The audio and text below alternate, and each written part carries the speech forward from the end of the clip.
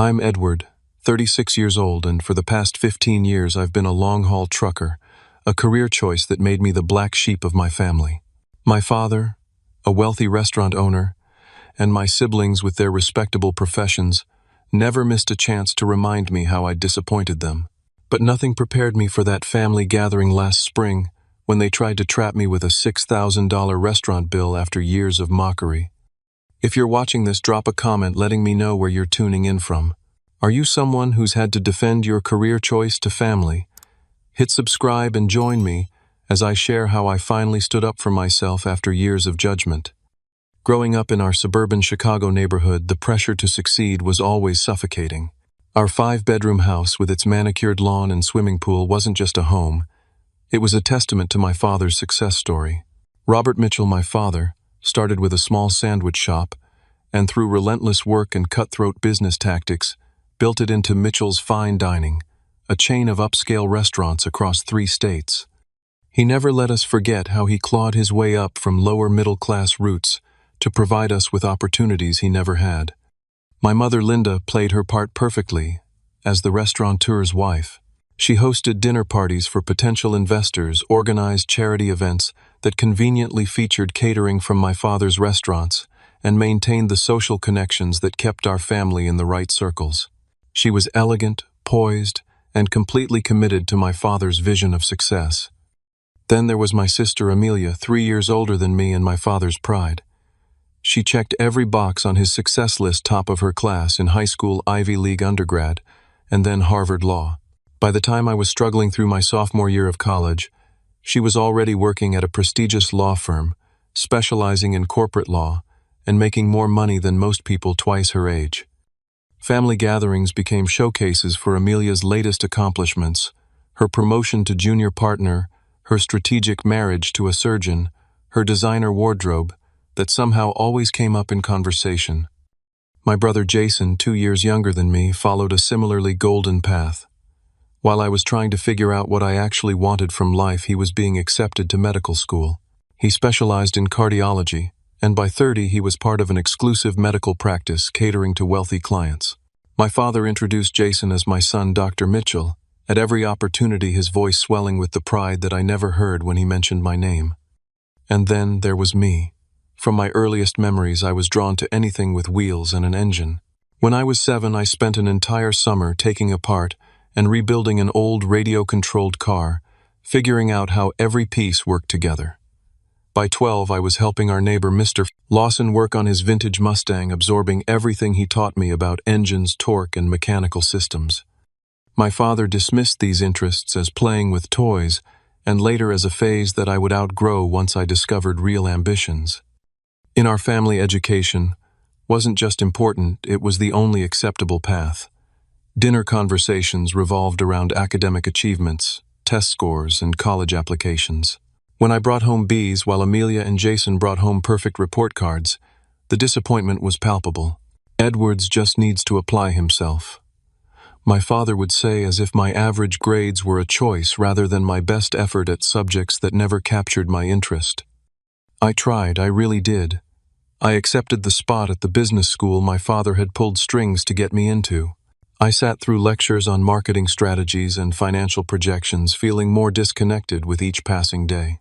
The only class that ever held my attention was a logistics course, where we studied supply chain management and the complex systems that move goods across the country. The summer between my sophomore and junior years changed everything. With my father's reluctant blessing, I took a job at a shipping company instead of the restaurant management internship he had arranged. The position was supposed to give me insight into business operations, but what it really gave me was my first experience sitting behind the wheel of a delivery truck.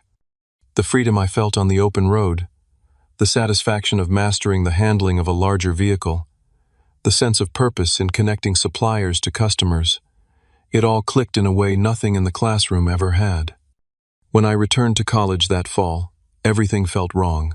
The classroom seemed smaller, the assignments more pointless, and the career path ahead like a prison sentence. After 3 weeks of sleepless nights and growing anxiety, I made the decision that would fracture my family relationship for the next 15 years. I dropped out of business school to pursue a career as a truck driver. My father's reaction was nuclear. He called me to his home office, his face flushed with anger I had rarely seen even during his worst restaurant kitchen meltdowns. "You want to throw away everything I've built for this family to become a what? A trucker?" He spat the word like it was dirty. "People in our circle don't drive trucks, Edward. They hire people to drive trucks." "It's honest work," I argued. "The country depends on truckers for everything: food, medicine, clothing. Without us, the whole system falls apart." "Without us," he laughed coldly. "You're already talking like one of them. Listen to me carefully. If you continue with this ridiculous plan, you're on your own. No financial support, no connections, no inheritance. Everything I've built for children who respect what it means to be a Mitchell." In that moment, looking at my father's face, contorted with disappointment and status anxiety, something inside me solidified. I would make it on my own terms. I would build something I could be proud of, without sacrificing who I was. "Then I guess I'm on my own," I said quietly, standing up from his leather office chair. I'll never forget the look of shock that replaced his anger. He had never expected me to choose my own path over his approval. That night I packed everything I could fit into my used Honda Civic and drove to a friend's apartment. The next morning I applied to a truck driving school, using my small savings from summer jobs to cover the tuition. I was determined to prove that success didn't have to look like my father's definition. It could be built on my own terms, through work that actually meant something to me. Truck driving school was nothing like the business school classrooms I'd left behind. Instead of theory and case studies, everything was practical, hands-on knowledge that had immediate application. I learned the complex regulations governing commercial driving, mastered the techniques for handling a vehicle weighing up to 80,000 pounds, and studied the intricate logistics of interstate commerce. For the first time in my educational experience, I excelled without effort because the material actually engaged me. Obtaining my commercial driver's license (CDL) was one of the proudest moments of my life, though I celebrated it alone. I'd sent a text to my family about the accomplishment, receiving only a terse "Good luck with that" from my brother, and silence from everyone else. My first months on the road were admittedly brutal. As a rookie driver, I got the routes and schedules nobody else wanted. I drove through blizzards in the Midwest, navigated mountain passes with dangerous switchbacks, and endured endless stretches of monotonous highway that tested my focus and endurance. I slept in the cab's small berth, showered at truck stops, and learned to cook simple meals, using a portable electric cooker to save money. But there was something deeply satisfying about the work that my family could never understand.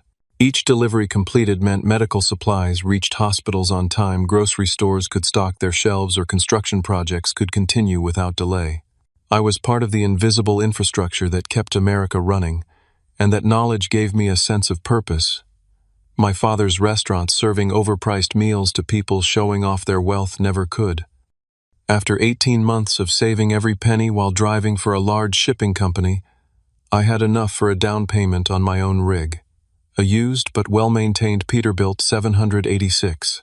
Becoming an owner-operator meant more risk but also more control and better pay. I named her Liberty because that's exactly what she represented to me. Over the next few years, I built a reputation among brokers and shipping managers as someone who delivered on time every time, regardless of conditions. I specialized in time-sensitive deliveries that other drivers avoided due to the pressure, but I thrived on the challenge. Gradually, my financial situation improved from barely making ends meet to comfortable stability. Through all this professional growth, family gatherings remained exercises in endurance.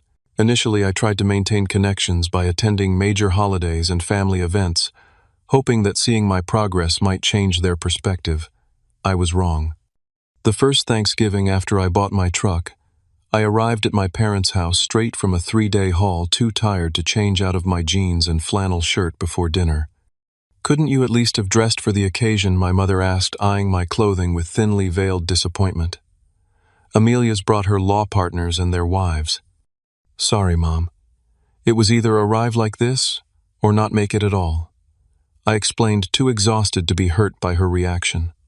At dinner, seated between distant cousins rather than immediate family, I listened as my father proudly introduced Amelia's recent class action settlement and Jason's research publication. When conversation turned to me, my father simply said Edward's still driving his truck before quickly changing the subject. Later that evening, Jason cornered me by the drinks table, lowering his voice to ensure no one else could hear. You know it's not too late to go back to school. I have contacts at several business programs that might consider you despite the gap in your education. This truck thing, it's just such a waste of your potential. I'm actually doing well, I countered. I've got steady contracts, I'm paying off my truck ahead of schedule, and I'm looking at expanding. Jason's patronizing smile made my stomach turn. That's cute, but let's be real. You're still just a guy who drives for a living. Do you really want to be 60 years old with nothing but back problems and road stories to show for your life? These interactions became the template for every family gathering. Christmas brought Amelia's backhanded compliments. That flannel actually looks nice on you, Edward. You've really embraced the whole trucker aesthetic. Father's Day dinners featured my father introducing doctors, lawyers, and business associates to everyone in the family except me. At my mother's birthday celebration, she tearfully confided that she kept my occupation vague when talking to her friends because she just didn't know how to explain it to people like us. The summer I turned 28, my mother's campaign to rescue me from my chosen career intensified. She began sending job listings for positions in my father's restaurant management team or with family friends' businesses, all accompanied by notes about health insurance benefits or retirement plans, as if I hadn't already established these things for myself. I spoke with Robert Jennings at the country club, she said during one particularly persistent phone call. His shipping department needs someone with knowledge of transportation logistics. It would be perfect for you, an office position with your background. You could wear nice clothes again, meet suitable people. Mom, I already have a career, I reminded her. I made 6 figures last year. Her pause spoke volumes. Well, that's surprising. But Edward, it's not always about money. It's about respect, connections, building something meaningful. I am building something meaningful, I insisted, just not something you recognize as valuable. Despite the constant belittlement, I continued to grow professionally. I developed a philosophy about work and worth that became my armor against my family's judgment. America was built by people who worked with their hands, who transported goods, who constructed buildings and roads, who served food and stocked shelves.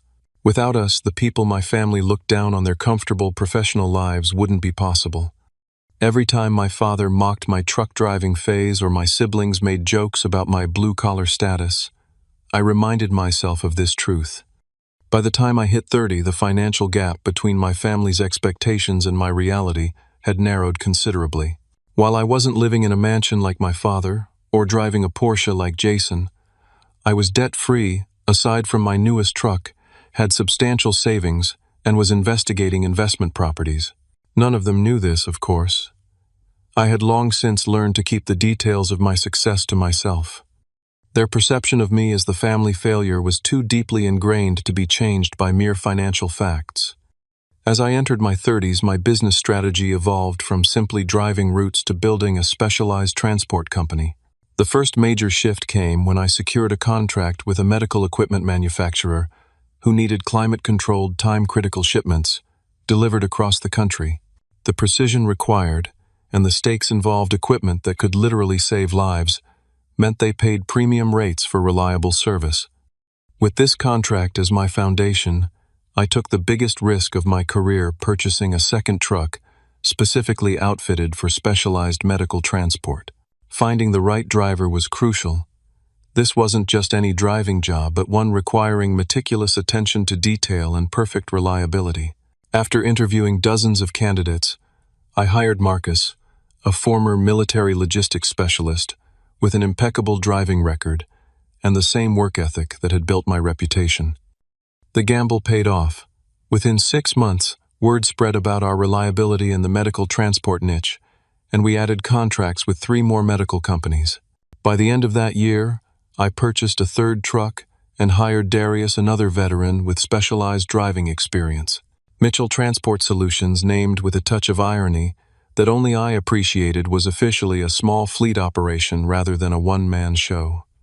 Our niche continued to expand beyond medical equipment to include other high-value, time-sensitive shipments, emergency parts for manufacturing plants, specialized electronics, and even occasional secure document transport.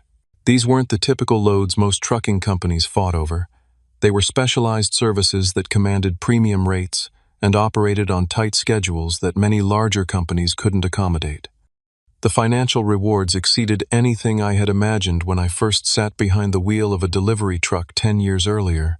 By my 33rd birthday, my annual income surpassed what Jason made at his medical practice, though neither he nor the rest of my family had any idea.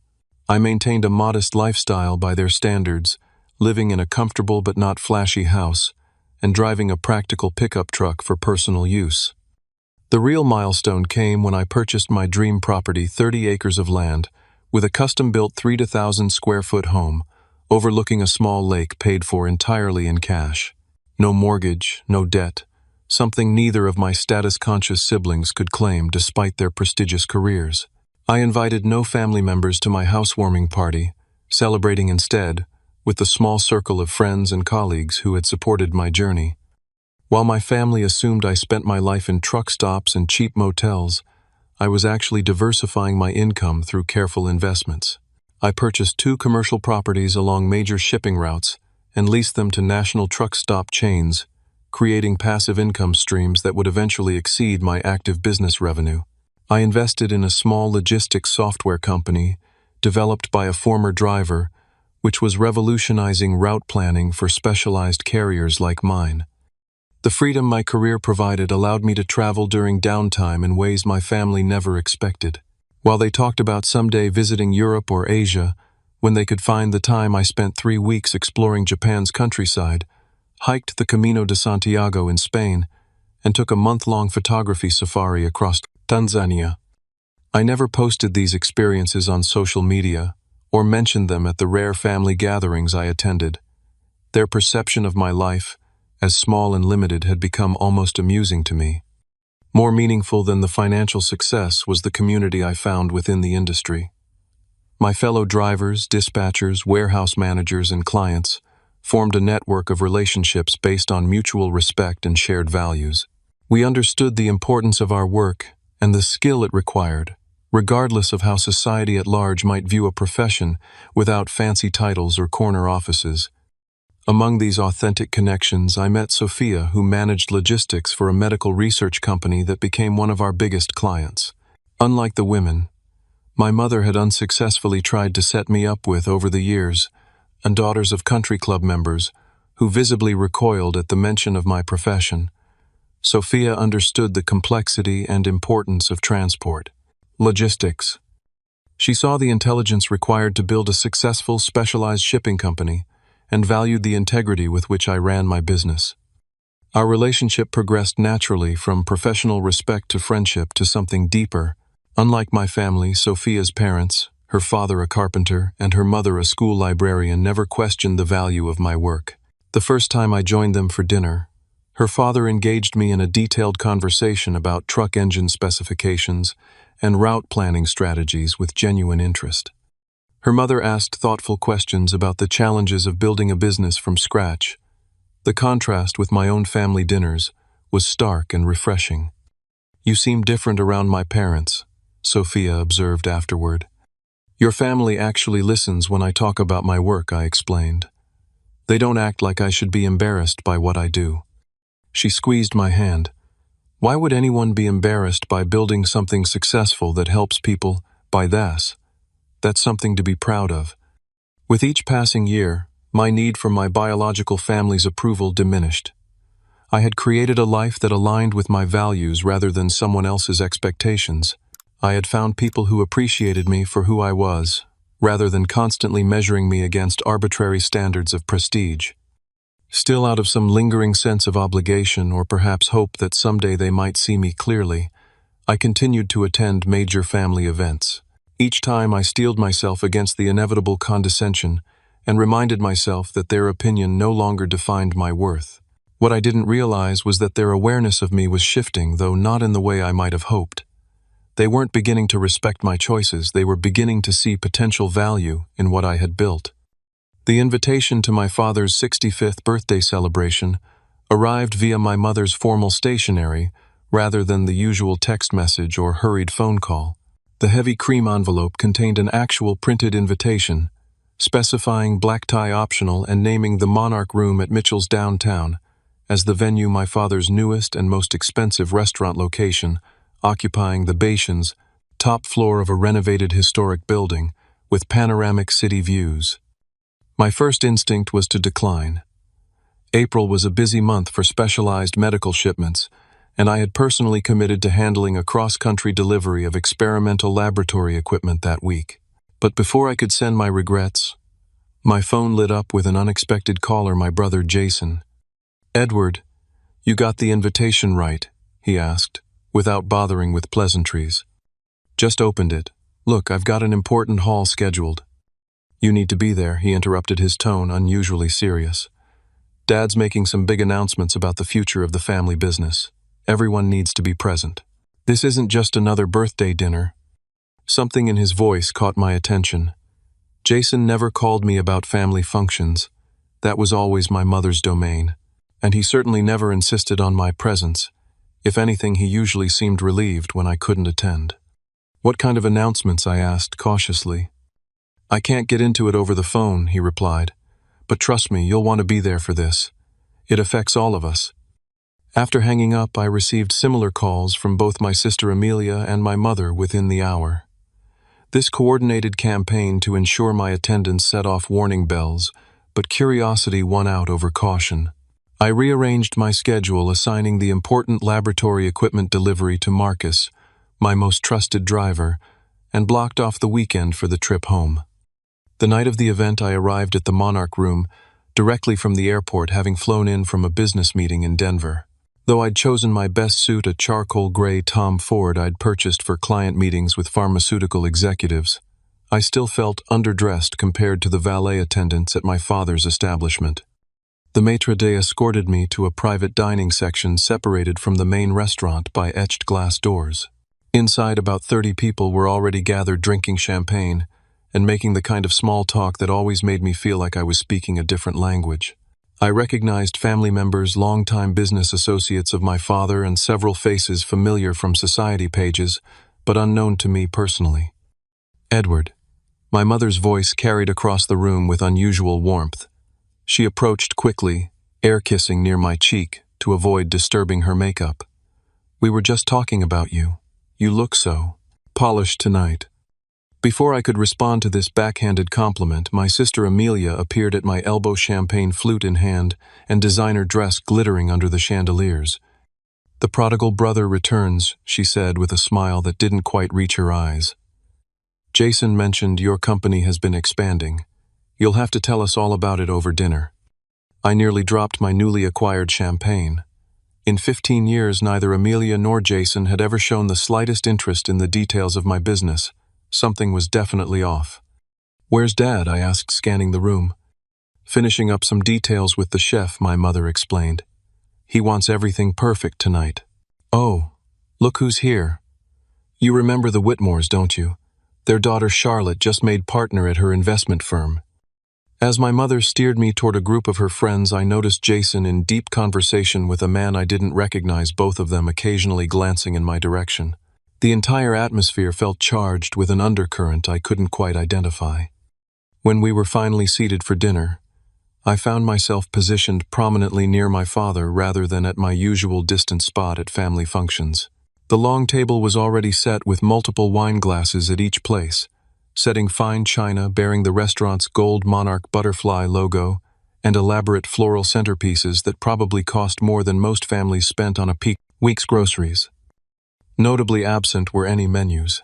Instead, servers began bringing course after course without orders being placed: rare imported caviar on mother-of-pearl spoons, butter-poached lobster with black truffle emulsion, Wagyu beef with foie gras. Each course arrived with a different premium wine poured generously and constantly refreshed. My father, seated at the head of the table, was uncharacteristically attentive toward me. "Edward, you must try this Bordeaux. It's from a small producer I discovered last year. Very limited production." Throughout the meal, family members and their guests asked me questions about my work with what seemed like genuine interest. How many trucks did I currently operate? What were the logistics challenges of medical transport? Was I considering expansion into new territories? After the main course, my father stood and tapped his crystal glass for attention. His commanding presence immediately silenced the table. "Before dessert, I'd like to propose a toast," he announced, raising his glass. "To family, our greatest strength and legacy. I'm proud to have all three of my children here tonight. Amelia, whose legal brilliance continues to impress everyone in her field. Jason, whose medical practice brings healing and hope to so many. And Edward, who has built his transportation business through determination and hard work. Each of you represents the Mitchell spirit in your own way." I nearly choked on my wine. Never in 15 years had my father spoken of my career with anything resembling pride or placed it alongside my siblings' accomplishments. Something was very, very wrong. As coffee and dessert were served, my father introduced several people I hadn't met before. Lawrence Bennett, a restaurant financier I vaguely recognized from business news, Marcus Whitfield, who apparently owned a restaurant supply chain, and Caroline Turner, introduced as a hospitality investment specialist. The evening proceeded with increasingly effusive compliments about my business acumen and entrepreneurial spirit from family members who had previously acted as if I drove a truck out of some form of rebellion rather than as a legitimate career choice. My brother actually used the phrase "impressive logistics operation" when talking about my company to one of the business associates. During a brief trip to the restroom, I overheard a conversation that confirmed my growing suspicions. Through the partially open door of a small private lounge adjacent to the restrooms, I recognized my father's voice speaking to someone, likely Jason, based on the response. "He has no idea, but the financials show his company is worth at least $3 million now," my father was saying.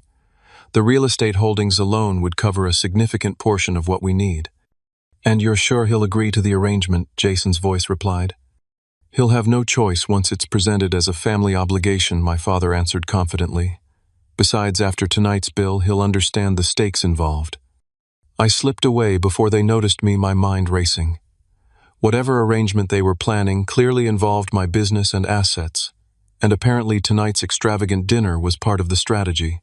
As I returned to the table, I looked at the elaborate display of food, wine, and false family warmth with new understanding. This wasn't a celebration, it was a setup. After dessert and cognac, the wait staff discreetly cleared the table, while my father signaled for everyone's attention once again. The friendly buzz of conversation died down as he stood commanding the room with the same authority he'd wielded throughout my childhood. As many of you know, he began this birthday marks not just another year in my life, but a significant transition for Mitchell's fine dining. After 4 decades in the restaurant business, I've been considering the future of everything we've built. He gestured to the business associates he'd introduced earlier. With the guidance of Lawrence, Marcus, and Caroline, we've developed an exciting restructuring plan that will secure the Mitchell legacy for generations to come. My father clicked a small remote, and a projection screen descended from a concealed ceiling panel. A sleek corporate logo appeared, Mitchell Family Holdings, followed by a series of professional slides outlining what appeared to be a major business reorganization. "The restaurant industry is changing rapidly," he continued. "To stay competitive and continue our growth trajectory, we're consolidating all Mitchell businesses under a single family holding company. This will include our 8 restaurant locations, the catering division, our wine import business, and several exciting new ventures in hospitality." As he clicked through slides showing projected revenue streams and expansion plans, I noticed that the financial figures seemed oddly inflated compared to what I knew about the restaurant industry's typical returns. Something didn't add up. "What many of you don't know," my father said, his voice dropping dramatically, "is that recent market challenges and some unfortunate investment decisions have created temporary cash flow issues for our core business. Rather than seeking outside investors who would dilute our family's control, we've made the decision to keep Mitchell's entirely in family hands." The room grew uncomfortably quiet. This was clearly not the celebratory announcement many had expected. To facilitate this restructuring and address our current obligations, we're creating a true family partnership. My father continued, his eyes now fixing directly on me. Amelia, Jason, and Edward will each make an equal capital contribution to the new holding company, becoming equal partners with me in all Mitchell enterprises. A slide appeared showing the family organizational chart, with 4 equal boxes connected to the central Mitchell Family Holdings logo. My name was there, linked to my siblings and father, with the words "Equal Partners" beneath. The capital requirement my father announced is $2 million per child. Amelia and Jason have already committed their portions. Edward, this is your opportunity to join your legacy with ours, bringing your business acumen and success into the family fold where it belongs. The shock must have shown on my face because my father quickly added, "Of course, we understand this requires careful consideration. That's why we've prepared comprehensive financial projections, showing how your investment will yield returns far exceeding what a trucking company could generate." My sister Amelia seamlessly took over, standing beside my father with the practiced ease of a courtroom presentation. We've already established the legal framework. Each of us will maintain autonomous control over our individual professional endeavors, while benefiting from the collective strength of the Mitchell brand and assets. She clicked to the next slide, which showed an alarmingly steep downward trend line labeled "Current Situation," followed by an aggressively upward curve labeled "Post-Restructuring Projection." Without this intervention, the current trajectory would lead to significant losses, she explained clinically. With our combined resources, we project 20% annual returns within 3 years. Jason stood next, adding the medical authority to this clearly rehearsed presentation. This isn't just about money, Edward. This is about preserving our father's legacy and creating something we can all be proud of. It's about finally bringing your skills back to where they belong, the family business. As this coordinated pitch continued, I sat stunned, processing what was happening. They hadn't suddenly developed respect for my career. They had discovered I was successful enough to be useful to them. After 15 years of mockery and exclusion, they now wanted access to my hard-earned capital to save a business they had never allowed me to meaningfully participate in. When the formal presentation concluded, my father addressed the broader gathering. "And now, to celebrate this new chapter for the Mitchell family, I've arranged a special dining experience tonight that exemplifies the standard of excellence our brand represents." He nodded to the maitre d', who approached with a leather folder. "The evening's experience comes to a total of $6,342, which we'll divide equally among the 4 Mitchell partners as our first official family business transaction." My father looked at me expectantly, his expression making it clear this was a test. My willingness to cover my portion of this extravagant bill would signal my agreement to the larger arrangement. Finding my voice at last, I asked the question no one in my family had apparently considered important. "May I see the company's complete financial records before making any decisions?" A flicker of annoyance crossed my father's face. "There's no need to get bogged down in details tonight. The overview we've provided shows the essential picture." "Actually, I think the details matter quite a bit when someone's asking for $2 million, I replied, keeping my tone even despite the anger building inside me, especially when that overview suggests the company may be in serious financial trouble. "It's not trouble," my father snapped. "It's a temporary cash position issue coupled with strategic expansion opportunities." "So you don't have the cash to cover existing obligations?" I pressed. Amelia interjected smoothly. "Edward, this is hardly the venue for diving into financial minutiae. We can schedule a proper meeting with the accountants next week. Tonight is about commitment to family." "Exactly," Jason added. "This is your chance to finally do something respectable with your success, to be part of something bigger than driving trucks around the country." As they continued their coordinated pressure, campaign pieces began falling into place. The unusual warmth from family members who had dismissed me for years, the strategic seating arrangement, the absence of menus, and the parade of expensive dishes and wines. The entire evening had been orchestrated to soften me up, impress me with the trappings of real success, and manipulate me into committing my resources to save their failing business. "Have you approached my bank?" I asked suddenly, remembering the fragment of conversation I'd overheard. The slight pause before my father answered told me everything. "We've had preliminary discussions with several financial institutions about the restructuring." "Meaning you or someone representing you has been investigating my finances, I translated. Have you also been contacting my clients? Another telling pause. We've merely been exploring potential synergies, my father replied carefully. Your client base represents possible catering opportunities for our events division. The full picture suddenly became crystal clear. They hadn't just discovered my success, they had actively investigated it, assessed its value to them, and were now attempting to appropriate it under the guise of family unity. Let me make sure I understand, I said, looking around the table at the family that had dismissed me for 15 years. Your restaurant empire is in financial trouble. You need cash, specifically, $6 million from your children to save it. And after treating my career choice as an embarrassment for over a decade, you now want me to contribute $2 million to bail out your business because suddenly my truck money is good enough for you. The uncomfortable silence that followed confirmed every suspicion. My father's carefully maintained composure began to crack. The mask of celebratory goodwill slipped, revealing the frustration beneath.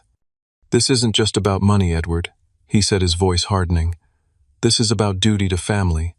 Your brother and sister have already committed their portions. Have they? I looked at Jason and Amelia. Or have they just agreed in principle without actually transferring any funds? Their exchanged glances told me I'd hit the mark. This wasn't a done deal, it was contingent on getting my buy-in first. The contracts are drawn up, Amelia replied defensively. We're just waiting on final signatures once all parties are in agreement. Because neither of you actually has liquid assets available, I concluded. You have high incomes but also high expenses, prestigious addresses, private school tuitions, country club memberships. You're cash poor despite the appearance of wealth. Jason's face flushed. That's completely beside the point. We're all making sacrifices for the family. Are we? I countered. Because from where I'm sitting it looks like Dad has overextended the business, and rather than facing the consequences of those decisions you're trying to use family obligation to access my savings. My father slammed his hand on the table, causing the crystal glasses to jump. Enough, I didn't raise you to be this selfish. This is about preserving everything I've built, everything that gave you the opportunities you've had in life. Opportunities, I laughed incredulously. You cut me off completely when I chose my career. Everything I've built without your help or support. And now it's time to repay that family connection, he insisted. We've already scheduled meetings with your largest clients next week to discuss the transition plan. The audacity of this statement stunned me. You've contacted my clients without my knowledge or permission. We're streamlining the integration process, my mother interjected smoothly. The sooner we consolidate operations, the better positioned we'll be to leverage collective assets. Lawrence has already drafted an acquisition proposal for your company, my father added, nodding toward the financier. We're prepared to offer a very generous valuation as part of your contribution to the holding company. It dawned on me that they weren't just after my money, they were planning to absorb my entire business, the company I had built from nothing, while they mocked my choices. They would take my client relationships, my fleet, my property holdings, and fold them into their failing restaurant empire without any actual understanding of how my business operated or what made it successful. This dinner, I said, gesturing to the empty plates and wine glasses, was this some kind of test? See if I'd willingly pay $1,600 for my share of a meal I didn't even order. It was an opportunity to demonstrate your commitment to our new partnership, my father replied stiffly. The Mitchell standard of excellence requires certain expenditures.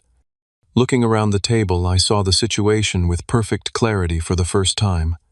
My family had never respected me, or my choices. They had simply written me off as the family disappointment.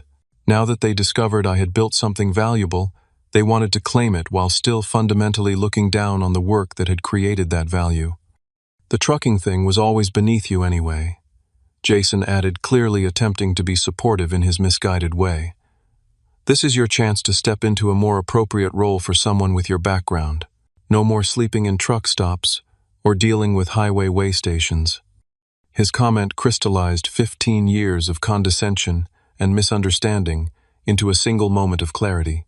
They didn't just disrespect my career choice, they fundamentally misunderstood everything about who I was and what I valued.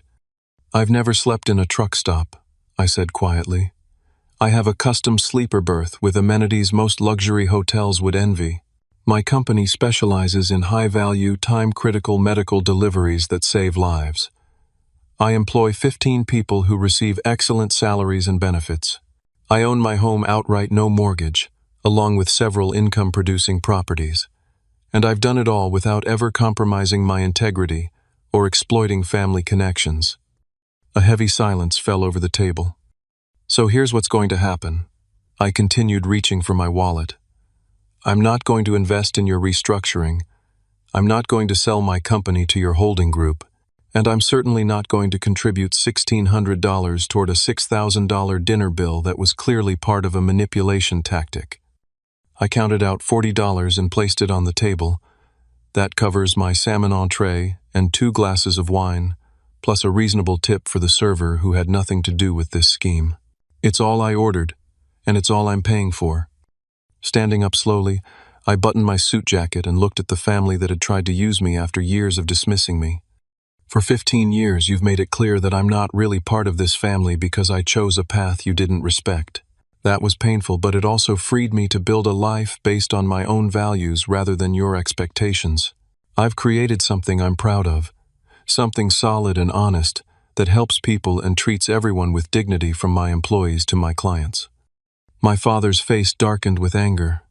If you walk out that door, don't expect to be welcomed back. This is your last chance to be part of the Mitchell legacy. I smiled, feeling a weight lifting that I hadn't even realized I'd been carrying.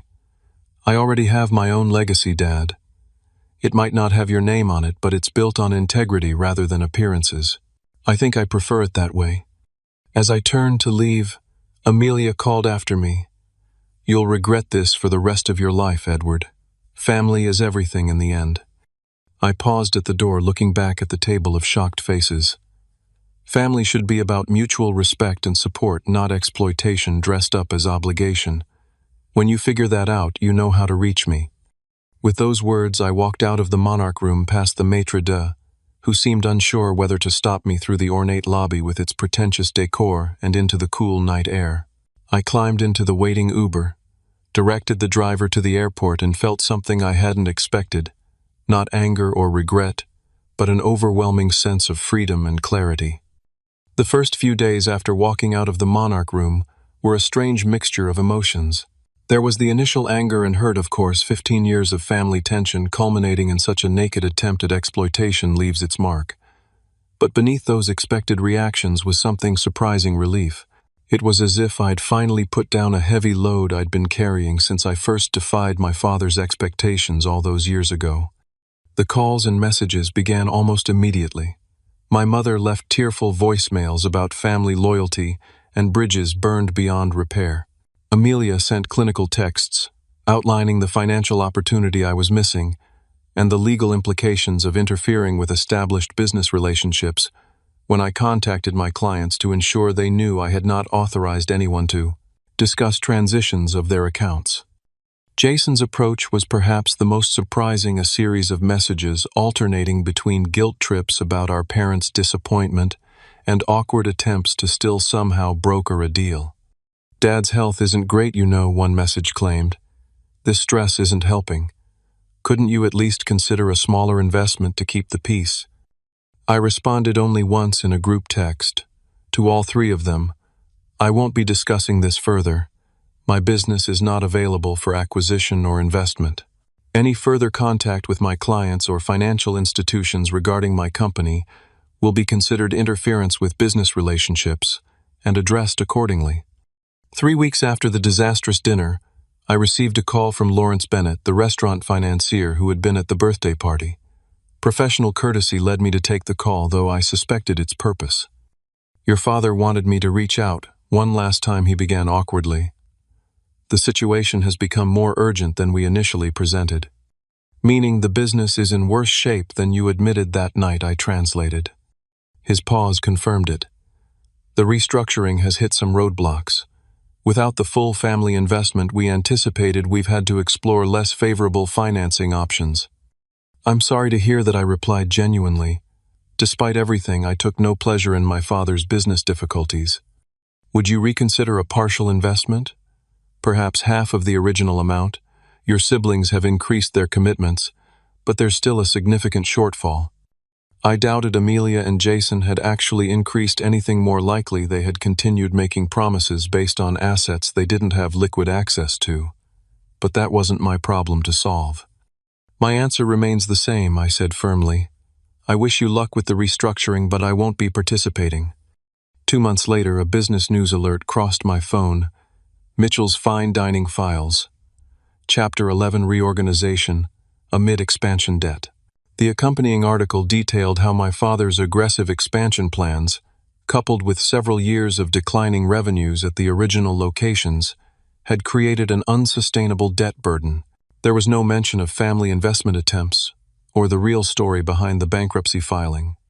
Through mutual connections, I learned that my father had been using new restaurant openings to paper over problems at existing locations for years, a financial shell game that finally collapsed when 3 consecutive new ventures failed to meet revenue projections. The family had attempted to blame me for the bankruptcy, claiming my last-minute withdrawal from a planned investment had triggered the crisis, a narrative that conveniently ignored the years of mismanagement that preceded it. I maintained my distance, focusing instead on the positive developments in my own life. My relationship with Sophia deepened, unencumbered by family drama. 6 months after the restaurant confrontation, during a weekend trip to the mountains, I proposed at sunrise, overlooking a misty valley. Her yes was immediate and enthusiastic. "Are you going to invite your family to the wedding?" she asked later, as we discussed plans. I considered the question carefully. "I'll send invitations. Whether they come or how they behave if they do is beyond my control." In the end, only my mother attended, sitting stiffly through the ceremony and making awkward small talk at the reception before leaving early. She hugged me briefly before departing, whispering, "Your father sends his regards," a statement I knew to be untrue, but accepted as her way of maintaining the family fiction. Sophia's family embraced me completely, her father insisting I call him Dad, and her mother treating me with the warm acceptance I'd never experienced from my own parents. My chosen family expanded 2 friends and colleagues whose connections were based on mutual respect rather than obligation or shared DNA. My business continued to thrive in the aftermath of the family rupture. The specialized medical transport division expanded into Canada, requiring additional drivers and administrative staff. I implemented an employee ownership program, ensuring that the people who helped build the company would share in its success. We established a scholarship fund for young people entering vocational training programs, particularly focused on logistics and specialized driving certifications. Through industry connections, I occasionally heard updates about my biological family. My father sold the remaining profitable restaurant locations to a hotel chain and retired with significantly reduced circumstances, though still comfortable by most standards. Amelia's law firm merged with a larger international practice, giving her the prestigious title upgrade she'd always craved. Jason relocated his medical practice to Florida, specializing in cosmetic procedures for wealthy retirees. None of this information came directly from them. The rupture remained complete, which brought both occasional sadness and profound peace. I had finally stopped measuring my life against their narrow definition of success. The most important lesson from this journey wasn't about family betrayal or standing up for myself, though those were significant. It was the deeper understanding that dignity exists in all forms of honest work, regardless of society's hierarchical judgments. The electricians, plumbers, drivers, mechanics, and countless other skilled workers without fancy titles keep our world functioning, while often receiving the least respect for their essential contributions. I found purpose, not just in the business I built, but in challenging these artificial distinctions. Through mentoring programs and public speaking at trade schools, I shared my story of finding success and fulfillment outside traditional prestige pathways. The grateful messages from young people who felt validated in their career choices became more meaningful to me than any family approval could have been. 5 years after walking out of the Monarch Room, I received an unexpected letter, actual paper mail from my father. The single page contained no apology or explicit recognition of past wrongs, but its final paragraph suggested some evolution in his thinking. At 65, I thought I knew what success looked like. At 70, I'm less certain. Your mother and I are considering downsizing to a smaller house, less to maintain fewer rooms we never use. Perhaps there's wisdom in that simplicity you always favored. I never responded directly, but I sent a card when their anniversary came around. Small steps, perhaps insignificant in the grand scheme of family healing. But like my business built one delivery at a time, sometimes the smallest steps lead to the most meaningful journeys. What would you have done in my situation? Would you have stood your ground or given in to family pressure? Drop a comment below sharing your thoughts or experiences with family expectations. If this story resonated with you, please hit the like button and subscribe to hear more real-life stories about standing up for your choices. Share this video with someone who might need encouragement to value their own path, even when others don't understand it. Thank you for listening to my journey, and remember that true success isn't measured by others' expectations, but by the integrity with which you build your own life.